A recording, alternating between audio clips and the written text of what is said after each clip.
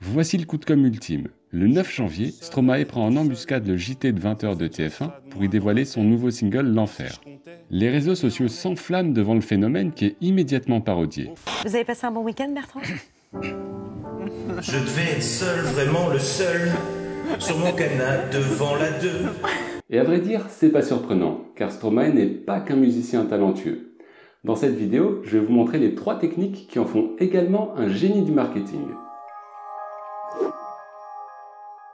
En voyant Stromae détourner le très institutionnel JT de 20h de TF1 pour en faire son clip musical, j'ai tout de suite pensé au tournage du clip Formidable. Dans leur concept, ces 2 performances sont le yin et le yang de l'élément de surprise.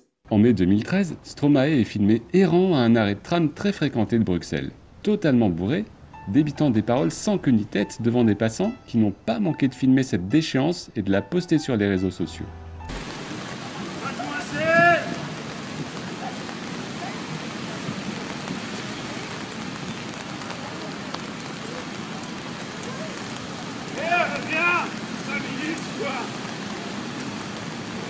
Mais tout ça, c'était un coup monté pour le tournage du clip Formidable, le coup parfait de l'arroseur arrosé. Ce jour-là, Stromae a détourné la chose la plus banale qui existe, l'arrêt d'un tram, pour y créer un bad buzz de toutes pièces. La réaction des passants varie entre indifférence, malaise et voyeurisme malsain.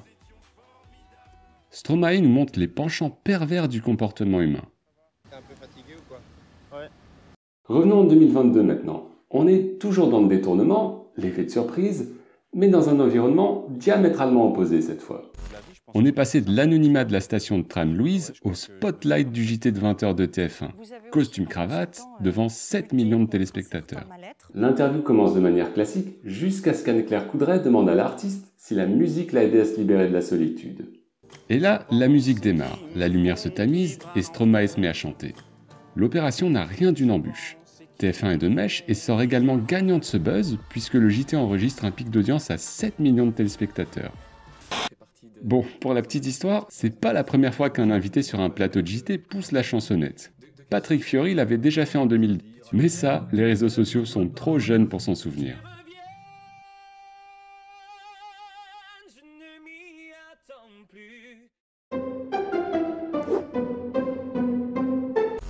On l'a vu dans le clip Formidable, Stromae n'a pas peur du ridicule. Son personnage public est une carapace avec laquelle il joue.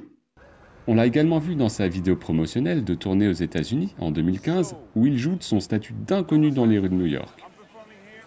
À la veille de son spectacle, le New York Times se demande même si cette star européenne a la capacité de conquérir le célèbre Madison Square Garden. Bon, la réponse est oui, parce qu'au final, dans la musique, le plus important, c'est pas les paroles, c'est la mélodie. Et ça, Stromae le disait dès sa toute première leçon sur YouTube. À quoi ça sert que je trouve des paroles pour cette chanson, puisqu'on ne les écoutera pas? De toute façon, ils en auront rien à foutre de mon thème, donc je me dis, bon, bah, si je disais n'importe quoi, bonne idée, hein, ça tombe bien justement, c'est le titre de la chanson, hop, ça en liste, ça ne veut rien dire. C'est avec ces courtes leçons postées sur YouTube en 2009 que Stromae se fait connaître au grand public. On y découvre un jeune homme intelligent, talentueux, plein d'humour et d'autodérision.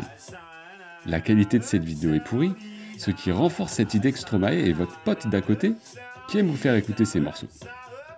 Tout ceci contribue au capital sympathie de l'artiste. Et comme vous le savez, si vous avez vu ma vidéo sur les techniques d'influence, la sympathie est l'une des 6 techniques listées par le psychologue Robert Cialdini pour influencer les gens.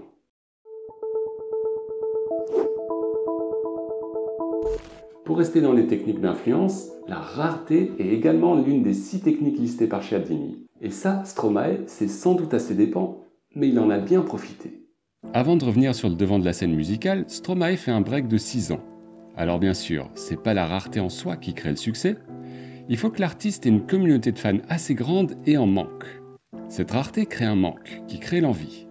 En ce sens, Stromae se rapproche de Mylène Farmer ou des Daft Punk, des artistes français qui utilisent parfaitement la rareté comme outil marketing. Voilà, c'était mon analyse du phénomène qu'est Stromae. Si cette vidéo vous a plu, dites-le dans les commentaires, likez la vidéo et surtout, abonnez-vous pour ne pas rater les prochaines. À bientôt!